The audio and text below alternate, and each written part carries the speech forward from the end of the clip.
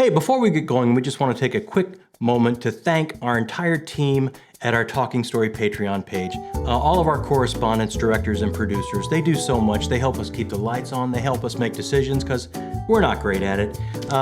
They choose our Patreon read every month. So many things, all the way up to taking over this channel and getting their own content on it once a month on Town Square. If you're able and you're interested and you want to know more about this, right down there in the description box, click the Patreon link and you can find out all about it. Now, on with the show. Welcome back to Talking Story. Welcome back to the Bound and the Broken discussion group. I am here. Right next to me, Christopher Navo from Next Chapter is here. Right down there, Dr. Philip Chase from The Best of Fantasy. And right below me is the big dog, the guy that kind of got us all into this, I think pushed all of us into starting, Mike from Mike's Book Reviews. So everybody will have links underneath there. I'm sure you're subscribed to absolutely everybody. This is my copy before my blurb was on the back of it. So this is a collector's item now. Let me see. My copy doesn't have a blurb. Yeah, you know, it's actually pretty new. It's pretty new, actually. Yeah. Oh, is it? Never mind. Sorry, I'm messing up your show already. Misinformation. Yeah, I got the old one. You're absolutely allowed to mess up the show. We all owe it to Mike to getting started. So we started this journey together, and we got through the first book, and we're coming back together. We've gotten through book 2 of Darkness and Light by Ryan Cahill. We are going to try and go non-spoiler for a bit here, and then we'll dive into the deep end of the pool and get deep into spoilers, I think, and just have a fun chat about all the prognostications that Dr. Vegas, Philip Chase down there, made after the end of book 1. And we'll see how many we're going to track them and see how many are right. You know, I don't remember a lot of the predictions. I just remember, like, I couldn't hide my smile for a lot of them. Yeah, you were doing the best to keep a poker face, my friend. Wasn't there at the end. So let's just go. You know what? The first, Mike, you got us into this. I want to ask you first. I know this series is on your best of favorite series list that you just put together. And what book was it that made you go, you know what? This has to make the list. This is giving me all the vibes. Well, I mean, I like The Fall, but obviously that's, you know, very, very small sample size. And A Blood and Fire is like, I liked it, but, you know, it wasn't anything where I felt like, this isn't anything I ever read before. So it was like cozy, you know, traditional fantasy with a little bit of an adult twist to it. But when I got to this book, I was like, okay, this is much like Wheel of Time, and that, like, you can see things that were an homage or maybe derivative of other things. And then you get to book 2 and all of a sudden then it goes and does its own thing. So that's definitely this one here. And then I read the novella, The Exile, right afterwards, because I wanted to know more about the Atiri stuff. And I fell in love. This was it. So it was this book and the novella after submitted it for I read them back to back and then of War and Ruin. What is it just serious? Does it just take another step? What do we have to look forward to? Okay, all right. Well, that's a whole nother episode, bro. I can't wait. You've seen that book. There's no way I can give you a short summary of that. That's a whole other episode for sure. Chris, what were your takeaways? How did you feel about book 2?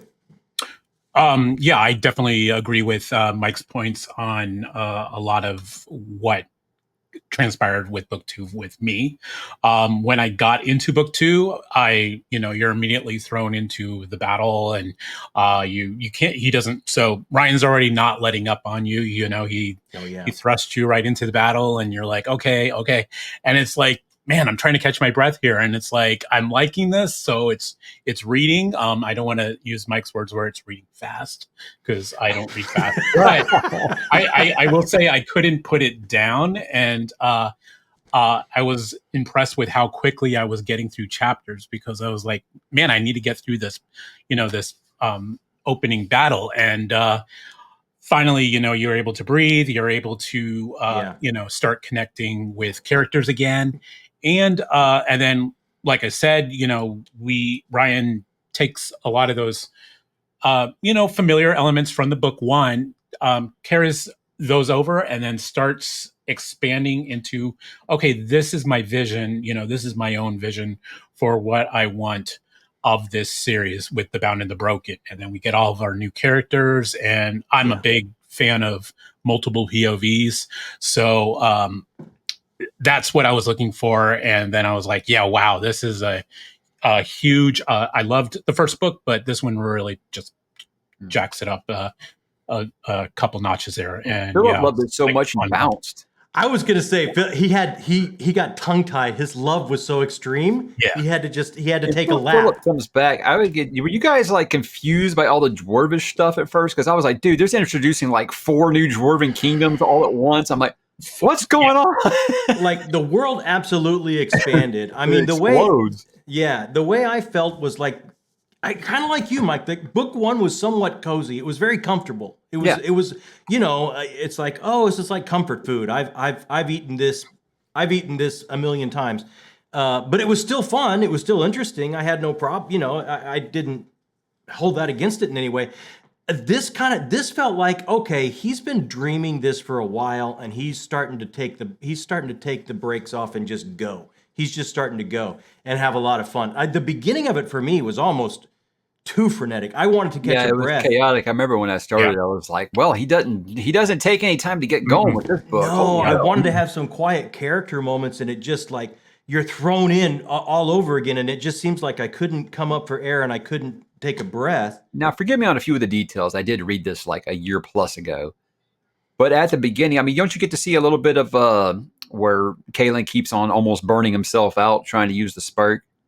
And I think that's kind of like his journey in this book is learning, dude, you can't, and that's something I appreciate because there's so much modern fantasy where, oh, I've never done this in my life, but I'm brilliant at it. But I'm really good and at it. I love that it's showing that he's got to learn this book, dude. Just because you can do it, don't mean you're a pro at it already. Yeah, there was a couple times where he almost like burned himself out for sure in the beginning. So before you pop away, Dr. Chase, was this something I said? Yeah.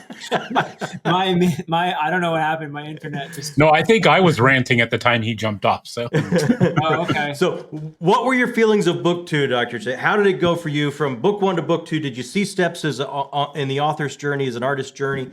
How did it hit you? Yeah, so I have no idea what anyone has said so far, but I. That's okay. Let's see if you can guess. Internet issues, but I really enjoyed myself. I actually read Of Darkness and Light mostly while I was on the plane, flying hither and yon, and it was great. I was in Etheria instead of being on a miserable plane. So nice. Thank you, Ryan Cahill, for giving me exactly the right book for my travels. It was great. I loved being in Etheria. I find the author that I think of the most, and I obviously see that, especially in the first book, there was a lot of love for A Song of Ice and Fire, for Wheel of Time. Of course, it's there. I agree with Mike. I did hear that part, that he's kind of doing his own thing more in Of Darkness and Light, and I love that. But I still feel, and this is praise, by the way, I still feel the vibes of something like a John Gwynne book for me. Yeah. In the sense that Cahill, to me, he feels like, anyway, he probably works very hard at it, but it feels like he's a natural storyteller. I like that. I love an author who's a storyteller. There are a few authors, I think Stephen King is one of them too, where they're just great storytellers. I love that. And Gwynne is like that for me too. In the sense that the Gwynne comparison, for me, it boils down to that sense of camaraderie, that sense of fellowship, that you have this group of people, they're going through the crucible, they're going through some really tough stuff, and that forges these bonds. And that's something that we fantasy fans just love. I mean, that goes way back. We love that stuff. And Cahill, he clearly just he really likes that and does it beautifully. So that's something that I really enjoy. I also did feel like with John Gwynne, with Gwynne in The Faithful and the Fallen, I felt like in terms of the technicalities, the craftsmanship, I felt that there was a level where he hit in Ruin, which I hadn't seen previously in The Faithful and the Fallen. Like Ruin is the third book of 4 in that series. I thought, wow, he's working on his craft, and it really shows. And you get to later Gwynne books, like for me, Hunger of the Gods, the latest published one. I'm really excited for The Fury of the Gods, the third book in the Bloodsworn trilogy. But for me, when I read the opening of Hunger of the Gods, I thought, my God, this is really awesome. This is just amazing prose. So for me, Gwynne's prose has grown a lot. And I see signs in Of Darkness and Light that Ryan Cahill is stretching a bit. There are sentences here and there where I'm like, that's a good sentence. I need to reread that sentence. So that I wasn't doing that in the first book. So I feel like I hope to see more of that in the later books. And that the truth is, I think when you write your first book as an author, that's the book that's in your heart, right? That's the book that is probably an amalgam of your favorite stuff, your influences in some way, conscious or unconscious. And he got that out of his system. And now he's gone off on his own in Of Darkness and Light, and he's growing as an author, and you see that all the time. He's growing in his craft. So I really appreciated this book. It's still, to me, even though it's a thick book, it reads fast. I had Mike. Mike didn't want to hear again. that. I don't hate the term it reads fast. I hate it when an audiobooker tells me, "Oh yeah, read that 1,300-page book. Don't worry about it. It reads fast." That's the difference. I'm not an audiobooker. I'm not either. This is a page turner in the sense that it's not hard to read. Okay, it is a page turner. Yes, it's a page turner for me. It was anyway. Like Gwen, he's got those short, snappy chapters, I think, too, and that really helps. The one more chapter before bed, and you realize it's 2 a.m. and you got to go to work in 3 hours. That's and you couldn't stop yourself from doing like 5. I found look, I'm completely in the same boat. I thought book 2, he's expanding his world. He's taking these influences that he was writing a love letter to, and he's just starting to race on his own. And his artist journey excites me. I mean, I can still find some nits to pick here and there through it, but I mean, even the greatest artists that happens with, and I'm excited by his journey. And I think I said it in my Sunday wrap up when I read this, like, he's just that storyteller. He's that guy by the campfire that you stay up way too late listening to because you just can't stop. There's just something about his natural gifts to spin a yarn that is completely entrancing, I feel. That's what makes it that page turner. So overall, I poured myself a little Irish. I told I was going to join Dr. Chase, anyone that wants to join a sip. And I have to say to Mr. Cahill, sláinte to you, my friend, because I think this is shaping up to be a very fun series. Only I knew somebody who told you guys that a while back. Mike, you're never wrong. All I can do is pay it forward. Others paid it forward to me first. So let me just, before we're still staying spoiler free here, does anybody want to go into any of any things that were their nits to pick, anything about that, just so we can get the other side of this for people that may not have read it yet? Only nitpick I have, and this is a me thing. I know some of you stronger readers don't have any problems with it. Just at times I'm like, okay, this is too many characters too fast. Like I'm having a hard time keeping all these. Like I said, I struggled really hard with the Dwarven kingdoms. And then you're introducing like 2 different versions of Elven kingdoms. It got a little confusing at first, but he's got a really nice index in here. Don't be afraid to use it. Absolutely. Absolutely. Dr. Chase, do you have anything or no? Maybe it's slightly related to what Mike was saying, but I did feel for most of the book that, okay, there's a lot of moving parts here. And this is going to be tough to pull together. I'm a Malazan reader. I love my convergences, right? I love it when things come together. I remember being annoyed when he went into Volterra the first time, and then I loved it. But I remember being at first, I was like, "There's too many characters already. Now you're introducing a new land. Oh my god!" So yeah. Now it's bold, and for the most part, he does pull it off. And he even surprised me. We're not doing spoilers now, obviously, but he surprised me at the end with a tie-in that I thought, "Oh, that's cool." Oh yeah. That's cool. Yeah, the ending blew my ass away. Yeah, that's cool. So he does show some skill in bringing that together. I was a little worried here and there about the smoothness, I guess, with which he was going to be able to pull it off, but he did it for me enough. So yeah, I mean, it's a hard thing to do when you have that many moving parts. I'm astounded that he was able to do it at all. It's his second full book. And he really does it. But there were moments when I was a little bit, how are these going to go together exactly? But I was too busy having fun to worry too much, honestly. Mr. Navo. Anything to add? Being I would have to agree with Mike on the dwarf kingdoms in the beginning, especially. You have four rulers, each with their own, kind of Hard word to say. culture and motifs and all that. So that's all there. However, again, like Mike said, the glossary. When I always appreciate when authors put in glossaries, and Ryan does a really good job of separating where you are, where each of these people fit in their respected areas of where they are in the world.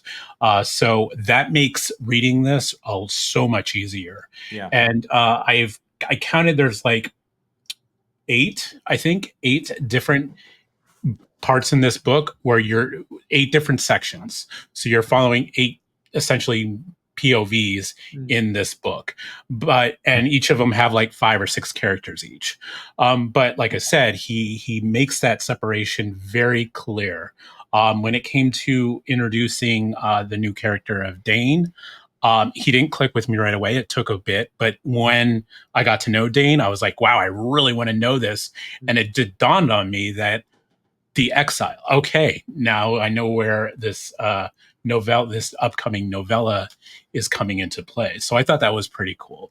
After you read The Exile, you're going to be like, by blade and by blood. House of Teres. Yeah. Oh, yeah. Dane will be my guy, huh? Oh, yeah. But otherwise, that was my biggest gripe with the first book was I like multiple POVs. I like when you're in this worldwide, expanded world where things are effectively global on a global scale, you want to get different perspectives. And I appreciate that he did start us off slow with Callan and maybe a couple of side chapters with his friends and his sister and all that. But here is where we got that expansion, and that's where I just dive in really well. And like I said, glossary is just top notch. Yeah. Like Mike said, utilize it. That's why the authors put it in there. He gives you the breakdown in the beginning of the book to refresh your memory on everything from the first book. And I'm sure it's going to exist in the third book and all that. So there you go. You said this has 6 different plot threads going at the same time, right? Yeah, 6 or 7 different plot threads, I think I counted. Yep. It's 14 in A War of Ruin. Okay, well, there you go. And they all work. That's what's incredible. Not to spoil that for you guys, but Philip, I know you're talking about convergence. It's like Bone Hunters level awesome, the way it all converges. Wow. And it all makes sense. Oh, good. And that's why you need to read those novellas, because they make, it isn't like Dresden Files where it's like, okay, cool. If you read them, it's nice. You'll see a little Easter egg. No, you need to read them. You definitely need to read them. After reading this one, I know I read ahead. Dr. Chase. I get a gold star. Good. I completely agree with Mike. They absolutely. I have it right. It's yeah, and then the Ice shows the story about how Aeson got the dragon egg, but you need to read it after you read Of War and Ruin, because you won't understand some of the characters or why they're important at that point. So really wonky timeline he's got going on here, but you need to read them in publication order for that reason.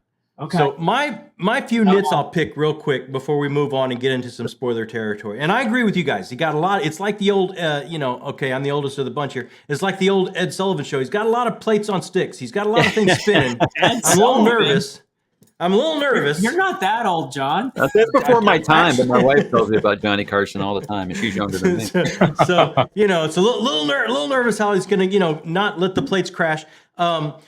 For me, a little bit of, and I think this might be because he's working, he's self-employed, and he needs to get things out there. There's some repetition that I find, favorite phrases, favorite article, favorite things. Repetition has hit me over sometimes, and then repetitions in character reactions to visceral things. And it's like, I think as he grows, we're going to start to see these characters becoming much more disparate and much more their own type of people. They're not going to be reacting in these same ways so much because he's growing as an artist and he's branching out, and these characters are becoming more and more. John, did they release the breath that they didn't realize they were holding? Or well, that happened a few times. Just fell in a heap. I think I remember. I won't get into it more than that. I'm sure when I get into Edom Book 2, Philip's got to say that line in there somewhere, right? They released the breath? The breath they didn't know they were holding? I don't think I used that line, actually. I've come to the conclusion that it's like a bet amongst all these authors that they can fit that line in there somewhere. I think I think It's they like get I have a check. bad feeling about this in Star Wars. Oh yeah. There you go. I got a I'll bad allow feeling that about one. this. I'll allow that one. But I'm like you guys. By the end, the other little thing is pace at the beginning, and I think that's me because I'm reading these books so close together. So the end of book 1 was frenetic and at such a high pace. And starting the next book at that high pace, I wanted a little bit slower character moments for growth, and I got that, and I kept waiting for it, and it did come, and I was completely satisfied when it did come, and he did wrap things up so well at the beginning. I This was the book for surprised, but me if I that do I was all recall in. correctly, A Blood and Fire does kind of end on, hey, the Dragon Guard's coming, we're in trouble, and that's kind of where it Yeah. ends. So I mean, it was kind of a cliffhanger, so you kind of have to have this book open up with that siege. But Yeah, I get it too. You know, yeah. a lot of us like traditional fantasy readers, we like to set everything up before we just completely Exactly, explode. and that wouldn't that set up? And okay, are we going to get into? Should we let the Klaxons go and go ahead? One and more thing. Go ahead, Dr. Just Chase. related to what you were saying, you got me thinking, John, which you often do. But it's interesting because one of the things that we all care about, I'm sure, and many fantasy readers, is do I care about the characters? And giving them that distinct voice is one way of achieving that. I do care about the characters. I feel that somehow, again, I think it's the camaraderie that's doing it for me in so far in the series. But again, I go back to John Gwynne because that's the writer he makes me think of the most. But with Gwynne too, I liked the characters. I enjoyed the camaraderie in the first couple of books.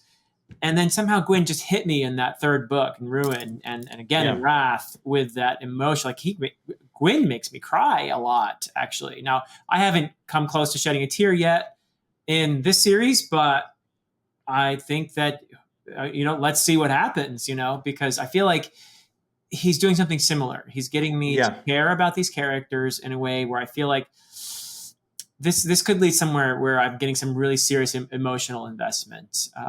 But I would completely agree with that. I do absolutely care about the characters, and you're going to start to see the strands in this tapestry start coming together, like you're asking for right here. Yeah, and that's all. I'm getting to be like Mike. I'm going to have that smile on my face pretty soon. If I wish you guys read Exile first. It's so good. So good. It really is. Were we supposed to read Exile first? No, I mean, it's just because it's Of War and Ruin, such a monstrous book. It feels like if we're just going to cram the Exile into the next conversation, it's just going to get kind of glazed over. But, we can do one just for the Exile. We could just talk about the Exile. Yeah, absolutely. We'll do 30 minutes on the Exile and 4 hours on Of War and Ruin. It'll be like an addendum. Okay, so we're gonna let the Klaxons go, let the Sirens go, and go full spoiler. Get everybody. If you have not gotten into this series past Bound and the Broken, the first book, this is going over Darkness and Light. Go ahead and sign off and come back to us when you have read book 2. And read it now. Mike says. Okay. I know I pissed and moaned about the pace at the beginning, but he does kind of subvert. Like, we're not building for the siege. We're not checking back in with these characters. Like, you're just thrown headlong into it's like, here's a fireball. It's like, and duck. And right off, it immediately made me stop and think that, okay,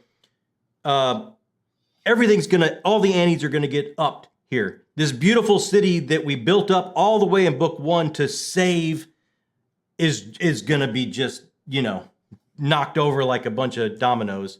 Everything thought you were going to be safe in this city too. Everything becomes more dire. It seems like everything gets ratcheted up to possibly be more dire in book 2. Who else wants to talk about the beginning? Mike, remember it. Was it Ivan that opened the gates and then realizes what he's done? And sorry, bro, it's too late. You already did it. You already got King Arthur murdered, man. I mean, I like that he's living with that guilt stuff, but I was still just like, can't feel bad for you, dude. Can't feel bad for you. But what a great journey it sets up, because he's trying to amend the whole time. I do hope that we get more about why he did that, because we've had these very vague allusions to his wife and son. Yeah, the page manipulated him somehow. Again, I read this a year and a half ago. Yeah, that's correct. But we don't really know much about, what happened? Why does he hate the dwarves so much? And I assume that that's going to be important and that is going to emerge, because at the moment, I don't feel that he had a compelling reason to do this, to open the gate.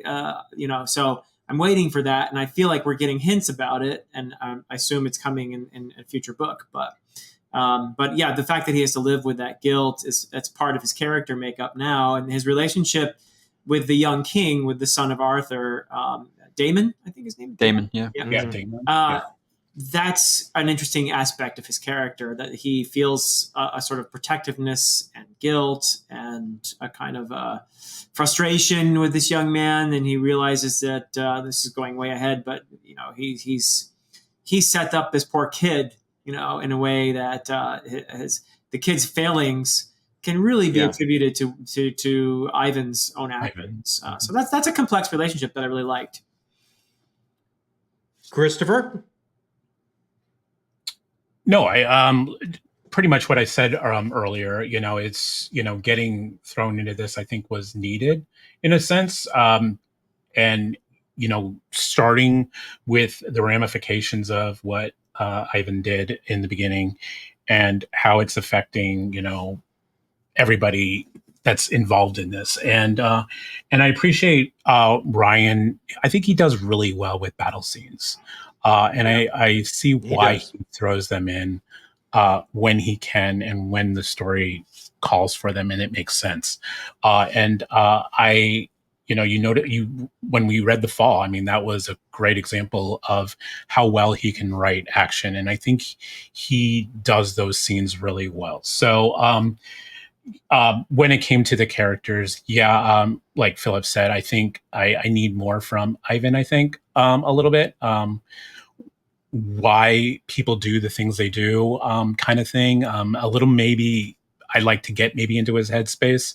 Mike says there's more POVs in the third, so maybe we get more an Ivan POV. I'd be thrilled if we did, because I think he's still kind of like mysterious kind of character, and just kind of we just have the guilt-ridden version of him, and I like to know a little bit more about him, make him a little more complex. We do in this book. We do get a little bit like later on, and I was going to bring this up to talk about later on, but it's like later on when they're really getting into all the people that fled the city, the refugees that are in the dwarf city, and you're starting to see the disparity between what's going on. I mean, you get into his head a little bit, but he shows. I do like that scene where he shows. Is it Dalen? I think he shows. Yeah, he shows Dalen, this is, this is what's going on. This is what's going on. This is the, where the refugees are, how they're being treated by the dwarves and all that. So there's like a don't trust him. There's got to be a backstory here. I mean, something. Yeah. He was stung in some way because he's got a real something. So when we trying to go in chronological order, so the next thing that happened, and I remember Dr. J's, you and me both. We were all in on Faldor's, arc of rising from the ashes and maybe, getting some redemption here. And it's like almost the first time we see him in this book, he's killing, Ella's travel companion and just throwing her over the side of the ship. I didn't know you were talking about. Farda. I'm sorry, I miss. It's and throwing her over the edge of the ship, and I'm like, okay, wait, maybe we're called this one wrong. Well, I do think though that.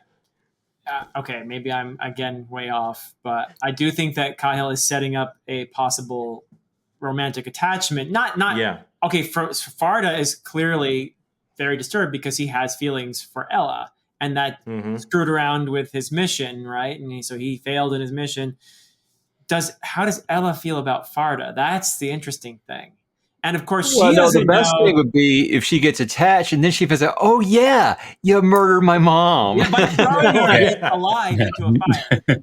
So that's not cool. But that could create quite an interesting scene if she does grow attachments to him and then realizes later, oh, you're the dude that threw my mother. That's that train wreck that you're watching in slow motion. Coming but you can't look away. Yeah. No. So I still find myself interested in Farda and his conflict, that he's kind of like the villain where there's this sliver of humanity still buried in there somewhere. Feels like a First Law character to me. I still think Two-Face was alive in the First Law. Yeah, Two-Face in the First Law. Yeah. I mean, he's going to die doing something noble. Okay, I need to write these down, Philip. So I saw him come on. I saw him come on stage and kill her and throw her on this. Like, okay, well, I was way off base. And by the end of the book, I'm kind of all the way back around. Like, no, this guy's he's gonna. Yeah, I'm putting my chips on his side of the table. He's gonna be. This is what's bad about the video I put out today talking about Grimdark. This is what's bad about being a Grimdark reader is you have like endless amounts of redemption for any character. Yeah, it's true. Christopher, your turn, my friend. That's okay. I can forgive you. No, I really appreciate that we got a lot of Ella in this second installment. I mean, she is, I think, our only female POV. I think. POV, yeah. Yeah, POV. I mean, there's a lot of other female characters, but I think she's the only female POV. And I liked her from the few chapters we had in the first one. My worry is, with this whole Farda Ella thing, I just want to make sure I'm an animal lover. You better not be harming my Fenrir. I was actually texting Ryan that while I was reading this, like, dude, you're killing so many characters, but can you just make sure that you protect the dog? Okay. Protect the freaking dog. Yeah. That's everything in my head is just like that dog. And I know he doesn't like the dog and it's an obstacle for him to Ella. And I'm just like, you better not. No, that's so would that be the point of non-redemption for Farda for you if he kills? Absolutely. Oh, good absolutely. God, yes. Boehner? Yeah. Boehner? I always want to call him Fenrir. Boehner. Yeah. I will say that I am totally fine with Ella turning out to be a druid or having druid powers or whatever. Yes. It's cool. I love that sort of thing. I wish that he had introduced the idea of druids earlier than the previous chapter to where we find out Ella is a druid. So as a Rist is reading a book and you learn about the 4 types of druids, right? Yeah, I remember that too. I was like, well, that's out of nowhere. Yeah. I mean, that could have come a little sooner maybe, but okay, I'm on board with the idea that this is her thing because as Christopher said, she is the only female POV and she barely has, she has very short sections in the first book and we get much more of her here. And the fact is all these male POVs, most of them are getting cool powers or whatever. And she didn't feel like she had much going there. So the fact that she has this, I like it, and so I'm on board with her being I'm trying not to do that thing where you say, oh, just wait until this book. Yeah. There's another female POV character that is probably my like Belina. second favorite character in the series. Tell me it's Belina Luna. Yes, sir. Oh, yeah. Okay, because guys, oh my God, I'm all about her. So look, interesting. You brought up the chapter before. We have Rist reading the druid book, and I do think he did a really good job of expanding the world, getting a little bit more into its history, a little bit more into its lore, and making me feel like it's a much more tactile, real place. And where this first started happening to me in this book is like Theron. When we start to find out a little bit about Theron and him being in between these basically how two dare camps. You be neutral? Yeah. Yes, how dare you be an island unto yourself because you feel it's the most graceful thing you can do. Noble thing you can do. And it started to really set up some of the past, what had gone on before, not just what happened in the fall, but like an entire lore of upheaval that's gone on in this world that I really appreciated. Anyone else want to kind of talk about how that hit them, if that was a win for them as well? Dr. Chase? Yeah, no, it is hard to do smooth world building, to do smooth exposition. And having Rist be this character who's bookish and likes to learn about the history and the world. He's got this awful history teacher who gives him wounds and then heals them all the time. But that's a really cool and skillful way of incorporating some world building into this and giving this world some depth. And I love that. I just absolutely kudos. Yeah, him and Theron, because Theron's also a bard storyteller. Great way to do it. Yep. Belina also is a singer, so maybe she'll have some, contributions to the world building in there. So that there goes that smile. There goes that smile. Yeah. So no, I thought that was an aspect of this that I really, really love. So does anyone else have like the crazy sense of dread in that you can't wait for, your 3 boys to get back together, but also knowing when Kaylin and Rist see each other again, it might not be what you're wanting, though. This is not going to be good. This is not going to be good. First, At first, I thought it was going to be Dane and Kaylin, and now I'm going. Of course, Rist and Kaylin is going to have more. Of Oh, that. you mean Dan or Dan? Yeah. Dan. Yeah. Yeah. Sorry, too many D's. Yeah, But there's Dane Well, and 'cause, I mean, Dan and Damon. they're very clearly trying to brainwash Rist where he's at Yes. and make him Right, yeah. believe things. And you even have like, I think this, but we even have like his testing, which is very much like what Nynaeve does in Wheel of Time, where it's kind of you do this testing and it gives you something where you've got to kind of make a decision on something that seems very, very difficult to do. yeah. And, you know, he sees Kaylin as like this super powered, evil MFer, you know, and it's just like, Yeah. they're brainwashing you big time, bro. That's Plus, true. I mean, but there plus is. not to go. Go ahead. Plus, not to go further in the book, but I mean, with Kaylin's capture, now he has this like immediately distrust of battle mages. Battle mages. Good point. Battle Yeah. mages, yes. I Yeah. do I didn't think even need to do this. You guys are doing this for me. My very next thing was Rist indoctrination begins in earnest. Christopher, you want to we haven't come to you, so if you want to take a shot at anything that's gone on that you haven't had a chance to speak about. Oh no, I mean going back to the for one, going back to the world building and how it's presented to us, you know, through some of these characters. You know, one of the things about writing the naive, trope kind of character is you get to explore the world with those characters that have never seen the world, and then you have people like Theron who have seen the world, and it's like how do you present the world without it coming off as exposition-y or preachy, you know? So I like how well Ryan juggles the naivety of, I can't say the word, you know what I mean, the Naivete. Thank you, of Rist and Dan and Kaylin, and then you have the worldly people like Melina and Theron, and I think he did really well with that. Yeah. I see love letters, so many love letters, and I don't know if he's read the Rift War saga by Raymond E. Feist, but Rist just strikes me. I don't know if any of you have either, but Rist just strikes me like just so much. He reminds me so much of Rift War, where the young person gets. Are you talking about Pug? Pug, yes. Uh-huh. That's the on-the-job training one. Like you're an apprentice, and then like a war breaks out, and you just got to learn how to do the job on the fly. Is that what that series is? He gets pulled in. This war happens, that.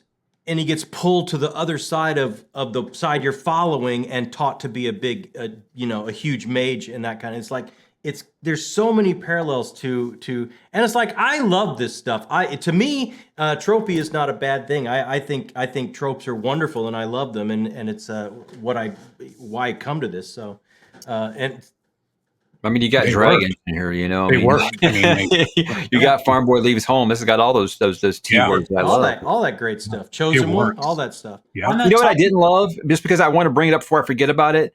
I remember having like nightmares reading the part with like the chitinous spiders killing everybody. Holy shit, man! Stop it. Yeah, that was so over descriptive. I didn't need that. It's like with Indiana, it's like, why does it have to be snakes with me? It's always why does it have to be spiders? Why does it have to be spiders? It's the bowels of Moria moment. You know? Yeah. How do I make that freakier? Oh, I know. Big hairy spiders. Big hairy spiders. That reminded me of Alien, that whole underground thing where... Because I kept thinking, which by the way, the wind tunnels was like the scariest, coolest roller coaster ride of all time. But that whole thing under there, I don't know, I enjoyed the hell out of it. I thought all the underground stuff was really, really rad. I loved it. But again, this added to that pace thing I had. It's like, oh my God, I want to take a breath. Like, can we just get a couple characters talking? Like, can I get two people in a kitchen just talking about life for a second? Because we had the fall, and then you had the ride on the roller coaster in the mountain. You know, you had Space Mountain, and then you had the portal from one horrible event to the next. Oh, it's the like, portal oh my God, so rad. It's like a Stargate. I love it. I love that. Yeah, that is kind of cool. It is really cool. It's fast travel, baby. I love it. Fast travel, yeah. Wheel of Time as well. So another little nod there. Who's in on this? I'm going to say it right now. I'm going out on a limb, or maybe not a limb. See who's going with me. This is going to not end well for Rist. I don't see Rist going anywhere good. Well, here's the thing. I think with Rist, yes, you're right. He's being indoctrinated. But something I appreciate that Ryan Cahill is doing is, does is there a point on the side of the Lorien Empire here where, going back to the fall, was he doesn't come up so much now, so I'm forgetting his name, but the guy who led the rebellion among the Order, what was his name? It begins with Kalimdor? What, Eltor? yeah, Eltor. Yeah. Eltor. One who Okay. like helped all the dragon eggs get destroyed. Yeah. Well, he didn't Yeah. mean for that to happen. Yeah. obviously. Oh, he didn't mean it. Still, you still But it own it. still happened, yeah. It's I still mean, your he fault. made a deal. He made a deal with the devil, and it didn't go the way he wanted. But does he have a point? Was there corruption in the sense that these worldly powers were using the Order, and they were beholden to the Order, and he was tired of that corruption, so he did something about it? In other words, is the Empire pure evil? And you have different players here as well. You have the Uruks, who are pretty much Yes, pure they're pretty evil. bad. And you have this moment here where there's a complexity introduced, where you have them showing up in King's Cross, or not King's Cross, King's Pass, King's Pass. Yeah. where Kalen wants to basically kill him. He has these moments where he has to be pulled back after he's been tortured, understandably. There are certain people he wants to kill, and he's being reminded of his best self by his friends. Yeah. And also, I love the role that the big dude plays in their party. He's probably my MVP from this book. Is gosh, and I'm forgetting his name. Sorry, The Jotnar, the giant. The big dude who's with them the whole way. He's the military guy for Blvd. Tarmin. Thank you, Tarmin. So Tarmin is one who kind of helps Kalen find his better self, and he says, "Look, they're not the Lorien Empire right now. They're just people, and we need to help them." So I feel like there's maybe some nuance here, in that Rist, yes, he's being indoctrinated. He's being given a version of history that is clearly, it's propaganda. But does that mean that there's no truth, that there's no basis for some of the reasons that people like Eltor had in the first place, and that there may be some complexity here, in other words? And I feel more optimistic about Rist. I don't know, John. I'm not going out on that limb with you. Sorry. Okay, all right. We'll let everyone else sign before I come back to you. We'll let everyone else. Well, Mike, you can't. Probably, right? I don't know. Yeah. Okay. I can neither confirm or deny. I think there's going to be a darkness before the light kind of thing. So but I'm going to go. There's light. I'm going to go balance here. I'm going to go a little bit with you, John, but then I'm going to go with Philip at the end. I think. What are you, a diplomat? I think there's a strong. Yeah, I got. There's at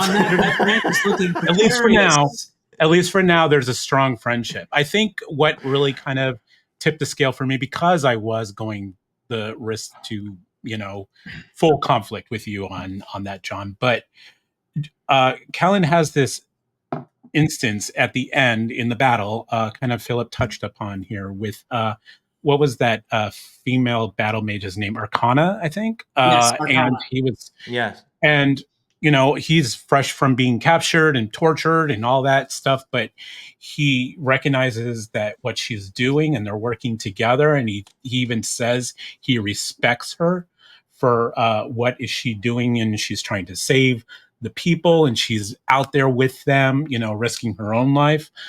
So I think I don't know. It's tough. I think, but I do think there's going to be some sort of conflict for sure with Rist and Kalen before maybe we invest. I don't know. I feel like Rist will come back. Let me put my button on this. Like, look, this is where I'm at. He's being indoctrinated, number one, and I completely agree with you, Dr. Chase. Like, there's something to be said for in the fall. Like, yes, authority always breeds corruption. Like the bureaucracy they built, the authority they built, he saw chinks in it. He wanted to do something about it. This is just as much authority that's been built up over these past hundreds of years as well. True. So there's going to be just as much problem with it, just as much corruption at the heart of it. And we can kind of see that as we see one really good leader fall and somebody too young to really take the job having to come into it. It all depends on that. Now, where it all starts to make a difference is as above, not so much as below. As you come down and you see the people, yes, they are people. We just have to help them. They are people. But the kingdoms it's built up, I think, is just as corrupt. This to me, it all falls to what's the name of the girl that's buddying up to Rist? I can't remember her name. Oh, Nila or Nella? But his friend Mira. Nira. Yeah. We do some stupid stuff for girls, gentlemen. Don't think it's an accident that she was placed there. And that's what I'm saying. Whoever put her there, that's where Rist is going to go, and it's probably going to go nowhere good, man. But do you say she's honeydicking? We do But stupid when stuff he for women. when he finds out that she was put there to manipulate him, that's going to be another matter. Well, there might be blood on his hands by then, my brother. Yeah. But I think that I agree with Christopher in that there's going to be a conflict between Rist and Caitlin for sure. But their bond, their brotherhood is going to be too strong, and their Rist is going to be okay. Oh, always the optimist. I love that. Man, I hope you're right. Dr. Chase, I hope you are right. Can we talk about Kaylin's Darth Vader moment for a minute here? One thing that I love that they show. Sure, you're jumping ahead, but go ahead. Is when Kaylin and Ice, is it Valeria? Valeris are separated. You kind of get that real sense of what it must feel like if they're just being separated. And he feels like this. Imagine what Aeson feels like, where his dragon's actually dead. Goodness. You know, it kind of shows you like that's just them being separated, and look how miserable he is. Yeah. But by the way, Artem Valdok, what a totally metal name. That's like something off of an Iron Maiden liner note right now. Like, that's an amazing name, man. That's a great He's got name. some amazing names. I love his names. Yeah. I love. But his names. he I shows wouldn't want to be him now, though. No. He's gonna again, get I paid, think I guess. he's going to have this thing about battle mages now that he's not too interested. Like you say, oh, he's got one respect. He's still going to be triggered a little bit. He's gonna when be if he sees once he sees Rist again. So Yeah. But he has too many. So he's got Tarman. He's got his Eric, and most of all, now he's got his brother Haim, who turns out. all right, now that's the biggest. You know, in hindsight, it was so obvious because it's like, oh, what do you know? Arden, he just joined 2 years ago. Weird, isn't that when his brother died? Yeah. Oh, he was really, really messed up when all this violence was going down the glade. I can't believe I didn't see it. But yeah, my jaw was on the floor. I didn't get it. I didn't see Yeah. it at all. I didn't see it. At all. That's but it was so good because the breadcrumbs were there. Yeah. Like it's totally earned. You can tell it's it not wasn't like he just forced. threw it in there. Yeah. Well, Yeah. I come up with a real It- hook here at the end. Yeah, he clearly had a plan. Yeah. Which was really well done, by the way, because that moment with what's the name of the big guy from the Glade whose wife dies? Hammersmith or something? Yeah, like that? Hammersmith is his last name or his nickname or whatever. But Yeah. that dude, that scene where his wife dies, that was really well done. And then to have Arden react that way to that, okay, that was a big hint, which I didn't get at the moment, but I thought, oh, he's just very sensitive or whatever. But I thought that was really well done. And then he was giving you the hints, and then later on you realize, oh, okay, cool. I do think when he does slow Brilliant. down Absolutely and brilliant. when he does slow down and does some human emotion, pathos and human drama, he's really good at it, and he's really good at foreshadowing. Like his foreshadowing skills are off the chart. Like even if you go back to book 1, as far as like Bound and Broken and being separated, and it's still that theme is still like going forward. He's really good at that. Yeah. So my next thing here is like new character alert, Dane. Like I know it was a curveball when now we're going to somewhere completely different. Who wants Everybody was all in or no? I know Mike wasn't. He already I said. said it, like famously, I was like, dude, there's so much you're doing. What are you doing right now? Why are you adding some new stuff in here? There's no room for this.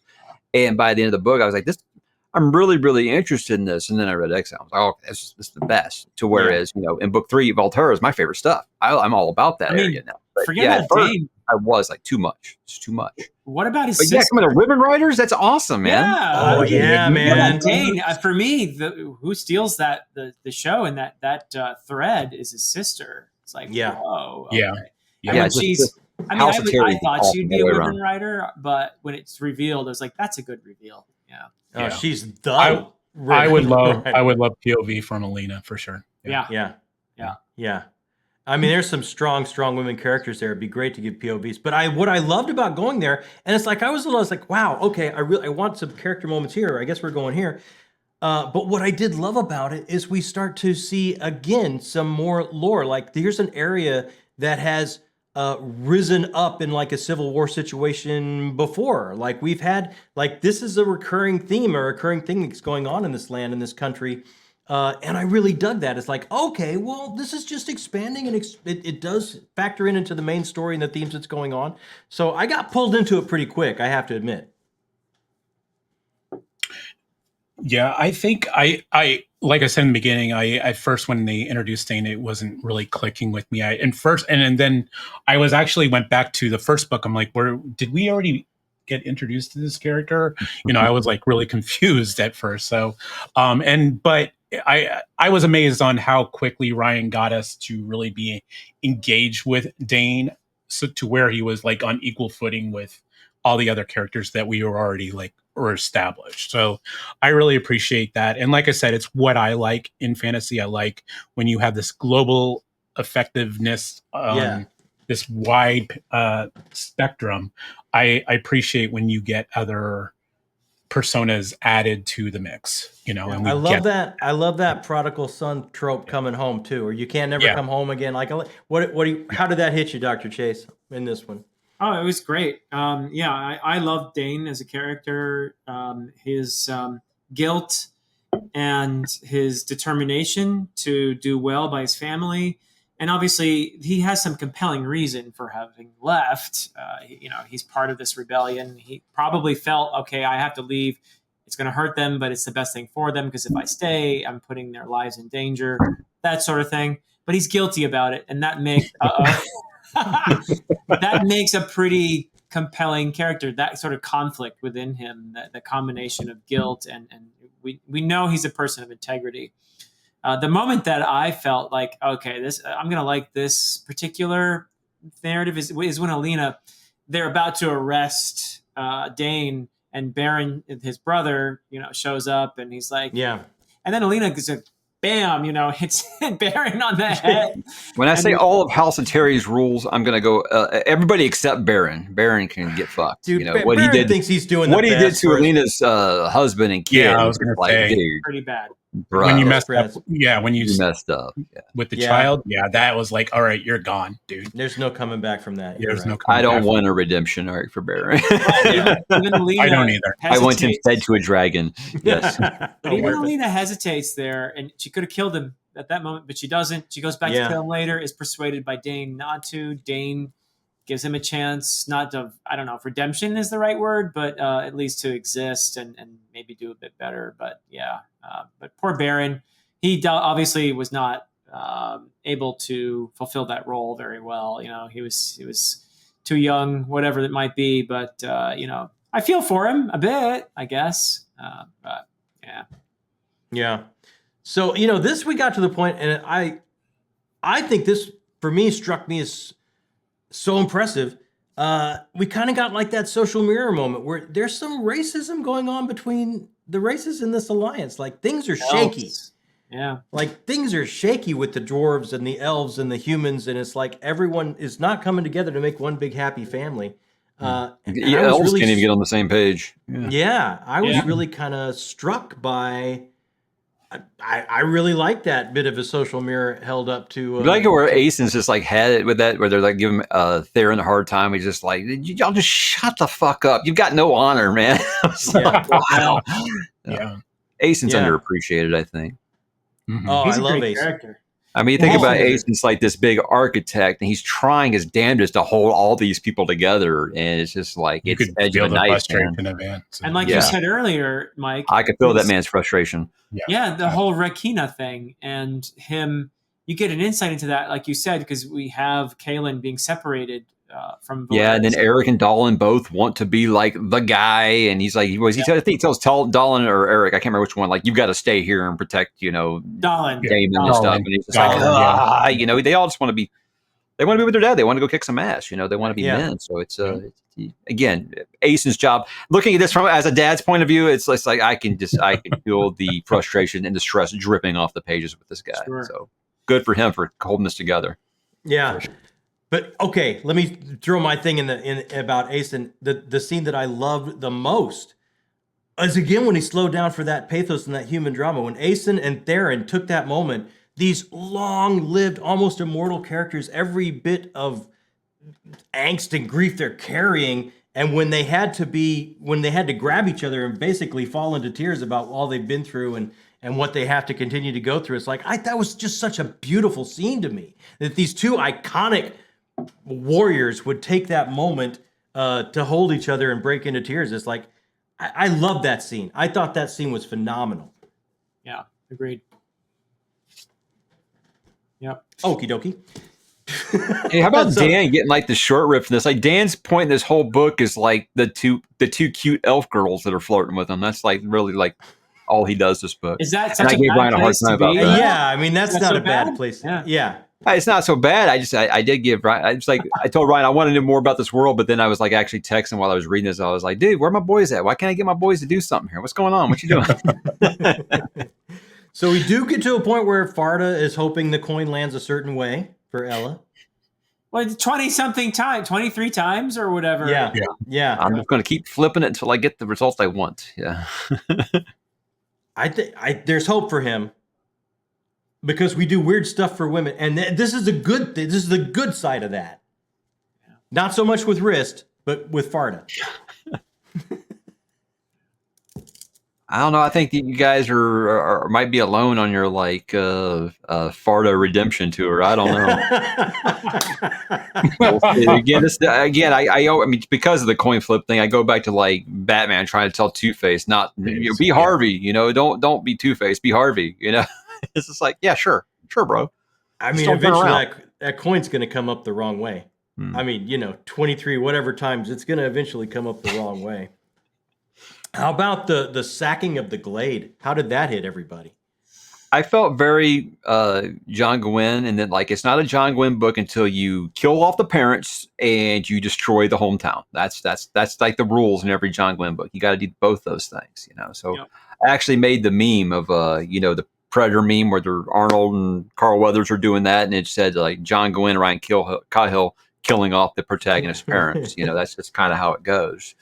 But I mean, again, that's nothing you haven't read in most fantasy. It's like, for the kids to grow up, they've got to become the new adults, right? Yeah. Right.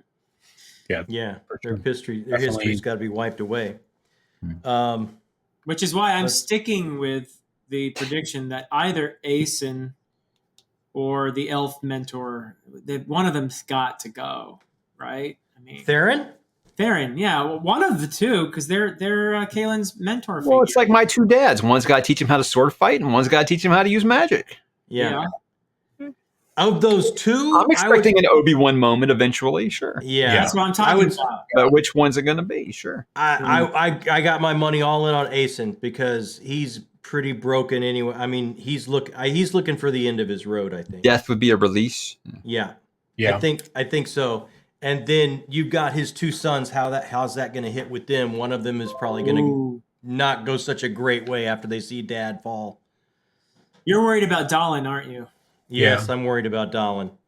Yeah, Dallin's not going to go the right way. Mike's giving up nothing, man. It's a poker face. I do these episode reviews because I've read it, and my wife has not read Fire and Blood, and we talk about House of Dragon every episode. And the whole time she's giving out like theories and speculations and looks for me for confirmation. I'm just like, not giving you nothing. Maybe. Well, it's not a Dragon Rider fantasy without a first Dragon Flight ride, and we did get that in book 2. Yeah. Yes. Yeah, ice is growing really, really quick. Really, really quick. Now, Philip, as someone who I would consider somewhat of a linguist, how do you feel about the created language in the book? Yeah, I mean, there's a lot of apostrophes, but I do think if you actually try to pronounce it, it sounds very pretty. I love it. I'm totally on board. I love the idea that there is a created language in this series, that it's ancient. It hits all the right notes for me. It's feels lovely. It feels kind of Celtic in a way, maybe. I don't know where it's derived from exactly, how he came up with it. But I love it. I am totally on board. I think that, you and I, Mike, and I actually both of you as well, John and Christopher, we're Tolkien fans, right? And the basis of Middle Earth is language. Yeah. And the way in which you tell your reader this is an ancient world with a history is you have old languages, because languages change in time. But you have this holy language, or this magical language that goes way back in history, and that's your link to the past. And he achieves that. He gives me that vibe with that. I don't know what it's called in this world, but it feels ancient. It feels beautiful.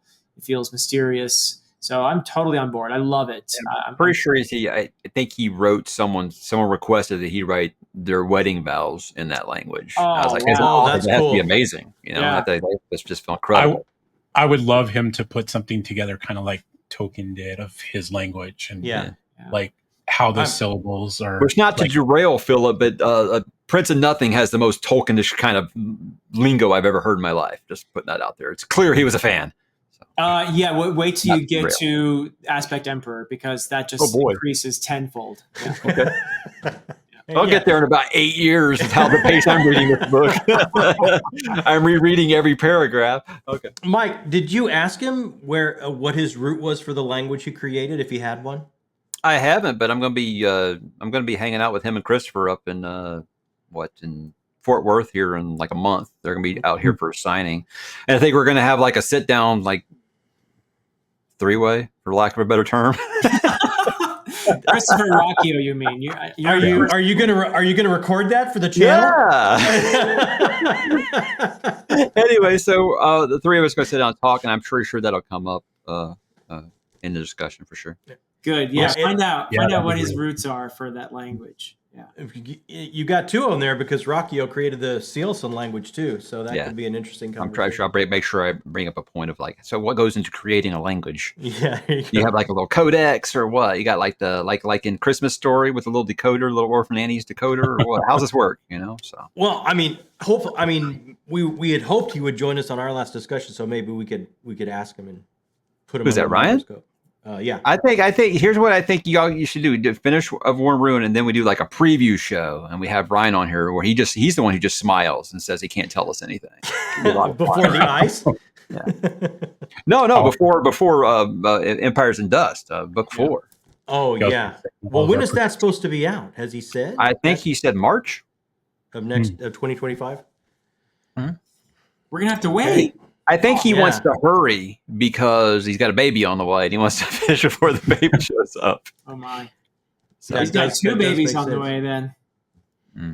So I had one last question here, and it's like, is Daemon really paranoid if they really are trying to kill him?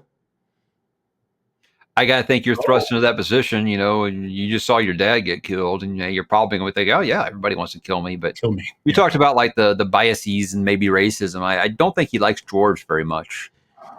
But it's like he's like looking behind every bush for an assassin. It's it turns out. I think he's putting on an act, though, isn't he? Because of the 4 dwarf rulers, the old Pulruan, she set this thing up, right? Where she's trying to grab the power from at least 2 of the others, and she's in cahoots with the one that we saw naked in the last book. In the first book, in the first book.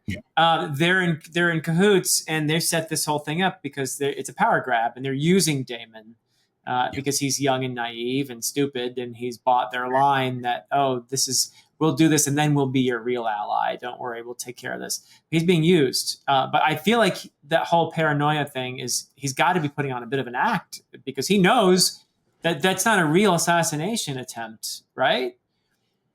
I didn't know if he was putting on an act. I thought he was pretty. He was starting to crack. Well, he had to convince people that he was paranoid about it. That was his job, right? Okay. Yeah. That was his job, and that was part of the deal. I think that's how I was reading that. Anyway. I kind of got that same thing. I really don't remember on this one. So I think I missed. I maybe didn't read that close enough, but but like I said, reading this book, I mean, like the dwarvish stuff was like going over my head. I was completely baffled by who was who and who hated who and who was doing this and where they were from. And Well, there's some Machiavellian stuff going on here among yeah. the four dwarven rulers. Yes. So the one that we thought, Elenya, who was trying to kill him, is actually innocent, and she's being set up by Polruan, or whatever her name is, I think. right. Yeah. And then you have the lost dwarven city that they find in the beginning of this book too, that had the stargates and stuff like And that. the spiders. And the spiders. Spiders, yeah. That's all I remember. Spiders overrule stargates, yeah. Like, what kind of dwarves are they with stargates and spiders? What's going? Like, I hope they don't show back up. That can't be a good group. That's where they go in the portal heart and end up in Drifayan, right? Yeah, in the wintry wonderland. Yep. Yeah. But I was a bit of a Minds of Moria moment as well in that. Those are the vibes I got anyway. Yeah. Which I'm all for it. You've got this ancient crumbling ruin of a kingdom, and it's underground and it's creepy and mysterious. And where did they all go? And then you find out where they all went. With all those spiders come along, right? I love how even that was even traumatic to the dragon. He was like, "I'm done with caves," and like, one thing I don't do with spiders. I got to go. Even the dragon was like, "Nope, out." But what do y'all think about the Knights of Acheron? I get so much Green Lantern vibes out of them. With armor and swords and stuff. Green Lantern Jedis. Yeah, Green Lantern. Somebody gave me that art to use when I did my Why You Should Rebound the Broken. He gave me that art of all the knights with like the lightsabers. Where I was like, oh man, I love Star Wars. Yeah, it's fun. You know what? I really dig them. They are kind of like the Green Lanterns, the Round Table. And they do have the Stargate, so it's like they just kind of pop in when they're needed. But, I like the schism amongst them as well. Like, some people think some should be more involved, some they should hold back and watch. And it's like, I like what's going on in the middle of that. And now it's going to be, what? Kalimbar? They said? Kalimbar. Yep. His turn to kind of run the show. You guys think he's going to do all right? He's got some big shoes to fill here, huh? Indeed. Yeah, I think he's set up pretty well for the job. Yeah. But John is right about the politics, and that could be something that gets in his way. But he's the right man for the job. His story does not go nearly the way that I thought in the next book. So oh, really? Surprised, yeah. Okay. Well, I think this politics must get in the way because as a character, I think you would. Again, when you've got a book that's like 9,000 pages, you're going to have some of those slower moments, those moments to slow down, take a breath. I love that. There's a lot of that in there.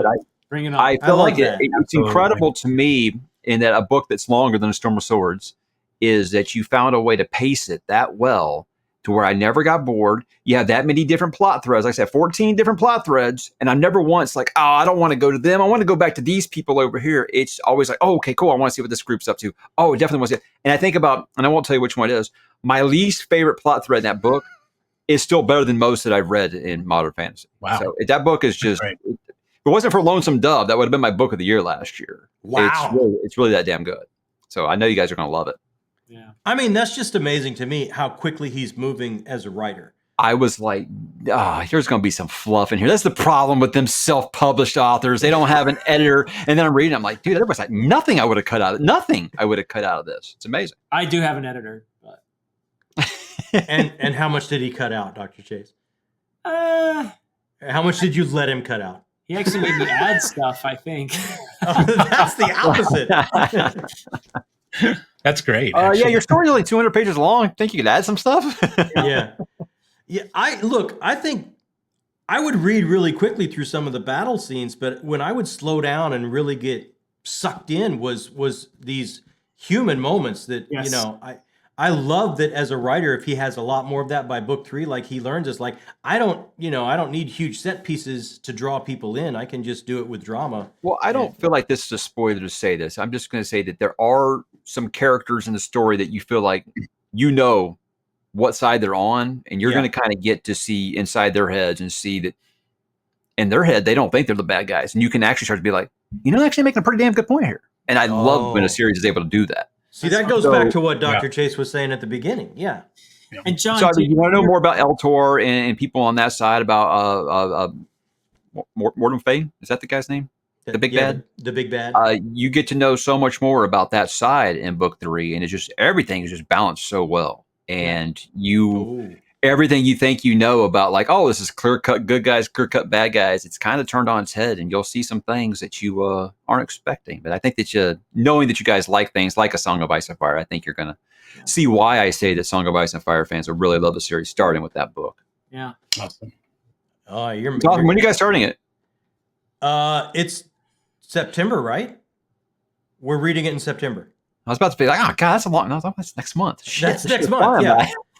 Well, So I mean, I'll read The Exile. Is then that all you're reading? Exile first. we have to read. Everyone has to read The Exile first. Yeah. And then we're reading that in September. Yes. And I guess you guys we'll need to start up a Twitter thread or something when you're talking about Exile, so I can talk to you guys about that. It's so good. I know you guys. Somebody do that knows technology. Christopher. Well, starting a Twitter direct message? Yeah. That's not too, even. If Philip would just get on Discord. God dang it. Oh, if you ping me, I'll get it about 2 weeks later. Yeah. So. That's okay. I'm gonna blow you up about Prince of Nothing here very soon. So Very good. Very good. All right. All Down right. the other night, it's already like in my head where I'm like obsessing over what I don't know what that is. I've got to research what this is, and it's going to take me forever to read this because I'm doing that now. Like now I'm learning all about the two different faiths and what they think and what they believe and why they hate each other. And all the good stuff that requires of a holy war. Yeah, Absolutely. Yeah. But John, to your point, John, which I really like about those human moments, the slowing it down so we can soak things in. Yeah, that's in the next one. That's what I'm thinking. And I keep going back to John Gwynne, and I said the same thing when I read Malice and Valor. I love these books. The action is fantastic, and I just wish there were some slowing down here and there so I could. And then he gave me Ruin, and I was like, whoa. And he made me cry a bunch of times. And, and I feel like that's what Ryan Cahill is just ready to do. I hope. Yeah. This is what I'm hoping for the next book, that Ryan Cahill is going to do to me, possibly what John Gwynne did. So let's see. But I'm seeing signs of it that make me optimistic. Yeah, I'm pretty blown away by how quickly he's growing. And how quickly I'm getting all in on characters and getting sucked in and looking forward. Like, I'm really looking forward to the next book now. I see zero chance you guys don't like A War and Ruin, and that it's not going to be in your top 10 for the year. There's like zero chance. Wow. That's not your favorite of the book series so far. Zero chance it's not. Right. So far, this is my favorite prediction. The Exile. The Exile is amazing. I said it's one of my This favorite. is my favorite of the series so far. Oh, wow. So good. Okay. Because he starts drawing all the threads together. Some of these characters that you've got flashes of, you get to go deeper in, and it's like, oh, this is some of the most epic ass shit you've ever seen too. And like at the end, it's got some huge heartbreaking pathos, human moments at the end that you've been waiting to see. The weight that these long-lived characters are carrying. You get to actually. It's just visceral what you see and what you feel about it by the end. This is going to be hard to top for me so far. Wow. Yeah, it's great. It's great. That's why I have a hoodie that has this on it and says "By Blade and Blood" on the back because I love that character so much. It's so good, man. Cool. Good.